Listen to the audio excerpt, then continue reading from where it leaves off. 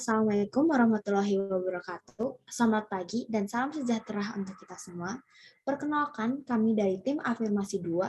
Saya Karissa Audrey selaku pembicara 1.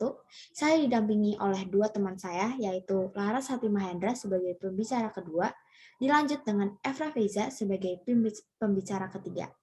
Sebelumnya, izinkan kami untuk mengulangi kembali mosi pada pagi hari ini, yaitu kebijakan pelajar sistem PTM 100% lebih efektif daripada daring di masa pandemi. Jadi, seperti yang kita ketahui bahwa selama 1,5 tahun ke belakang ini, para pelajar di seluruh Indonesia melaksanakan kegiatan pembelajaran berbasis online atau secara daring. Hal ini terjadi dikarenakan kehadirannya virus corona yang menyebabkan pandemi ini berlangsung. Mau tidak mau, para pelajar harus beradaptasi kembali dengan sistem pembelajaran yang menyesuaikan dengan kondisi pandemi ini. Waktu ke waktu, pandemi ini terus membaik, seperti halnya di Indonesia dilihat dari data di mana penurunan kasus COVID-19 yang dimulai tampak per September 2021. PTM mulai kembali dilaksanakan dimulai dengan PTMT terbatas yang dimana hanya 50% siswa dalam kelas yang datang ke sekolah pada hari tertentu hingga akhirnya menjadi 100% seperti apa yang diterapkan pada saat ini. PTM adalah singkatan dari pembelajaran tatap muka. Istilah ini diperkenalkan merujuk pada pelaksanaan kegiatan belajar mengajar di masa pandemi COVID-19. PTM ini seperti pembelajaran sebelum masa pandemi, tetapi dengan tambahan prokes dan penyesuaian untuk mencegah tersebarnya virus COVID-19. Sedangkan pembelajaran daring merupakan sistem pembelajaran tanpa tatap muka secara langsung antara guru dan siswa, tetapi dilakukan melalui online yang menggunakan jaringan internet. Sistem pembelajaran dilaksanakan melalui perangkat personal komputer PC atau laptop yang terhubung dengan koneksi jaringan internet. PTM 100% ini dikatakan dapat membuat para siswa menjadi lebih fokus dalam kegiatan pembelajaran. Interaksi langsung yang terjadi meningkatkan keefektifan dari sistem pembelajaran ini. Itu adalah mosi kali ini, dan kami sebagai tim afirmasi menyetujui mosi tersebut. Tujuan kami adalah untuk generasi muda mendapatkan pembelajaran dengan cara yang paling tepat dan yang sesuai dengan masa kini, yaitu masa pandemi. Di masa ini, pembelajaran bisa secara tatap muka atau secara daring. Dan menurut sisi kami, tim afirmasi, pembelajaran tatap muka lebih efektif.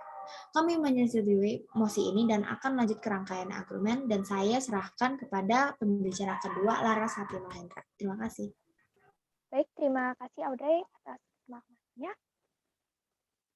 Mengapa sistem PTM lebih efektif dan bermanfaat bagi semua orang? Baik, kita masuk ke poin pertama. Manfaat bagi siswa. Tentunya dapat berinteraksi langsung dengan guru.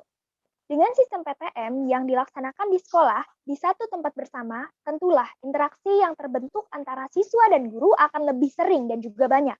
Dengan interaksi langsung yang terjadi ini, maka pemahaman siswa pun akan lebih cepat, karena mereka dapat dengan mudah bertanya mengenai materi pembelajaran yang diajarkan jika tidak mengerti dengan materi tersebut. Yang kedua, tidak terbatas oleh internet. Seperti yang telah kita ketahui bersama, pembelajaran secara daring yang telah diterapkan selama kurang lebih 1,5 tahun ini menggunakan berbagai aplikasi berbasis internet sebagai media utama dilaksanakannya pembelajaran. Internet didapatkan tidak dengan cuma-cuma dan tidak semua orang dapat mengakses internet dengan mudah. Bagaimana nasib para pelajar yang tidak memiliki fasilitas internet tersebut? Tentulah mereka tidak dapat mengikuti pembelajaran. Berbeda halnya dengan sistem PTM, di mana seluruh warga sekolah berkumpul di satu tempat, tidak diperlukan internet karena komunikasi bisa dilaksanakan secara langsung. Kemudian yang ketiga, yaitu meningkatkannya semangat belajar siswa.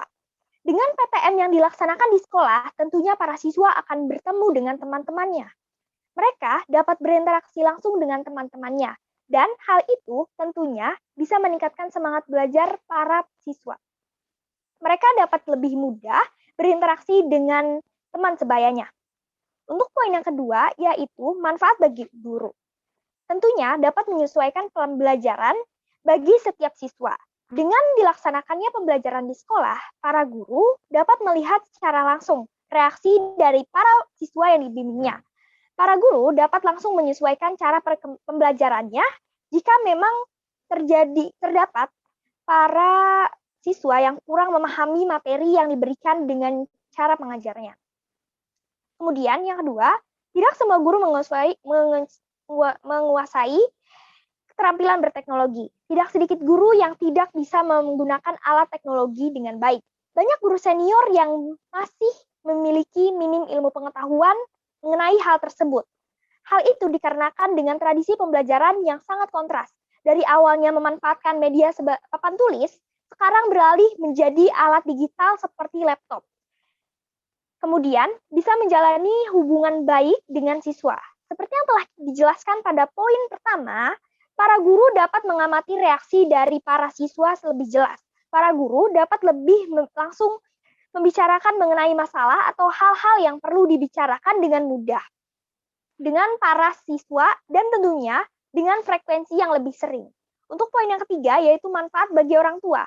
Bisa lebih tenang mengenai pembelajaran siswa.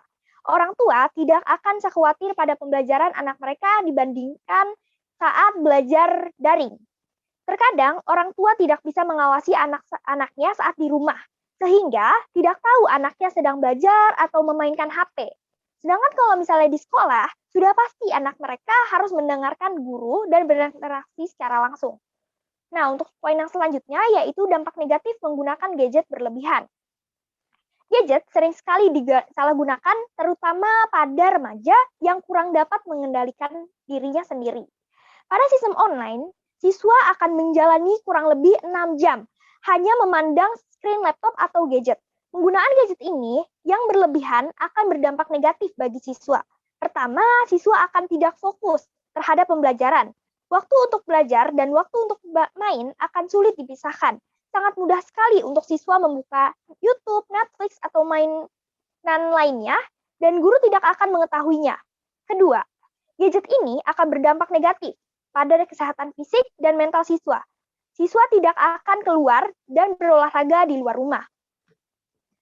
Untuk selanjutnya, saya serahkan kepada pembicara ketiga, yaitu Saudari Efra Feza.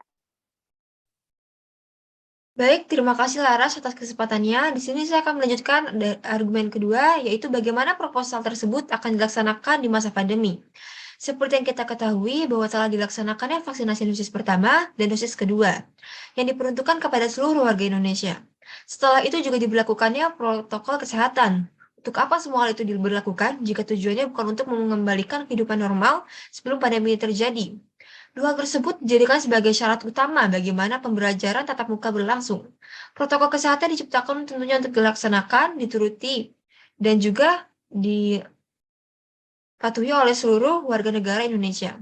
Semua upaya pencegahan penyebaran COVID-19 telah diluncurkan. Yang kedua adalah tidak mungkin kita akan terus berada di kondisi seperti ini. Suatu saat dan pasti kita akan kembali kepada keadaan normal. Kita harus bisa beradaptasi kembali dengan keadaan itu, di mana para pelajar kembali berangkat ke sekolah, para pekerja kembali berangkat ke kantor atau tempat mereka bekerja. COVID-19 akan terus hidup bersama kita.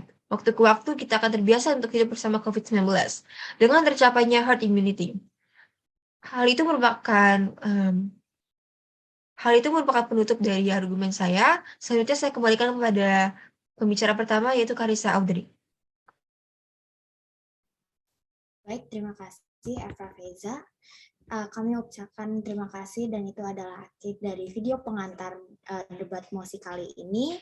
Kami minta maaf apabila ada kesalahan kata. Wassalamualaikum warahmatullahi wabarakatuh.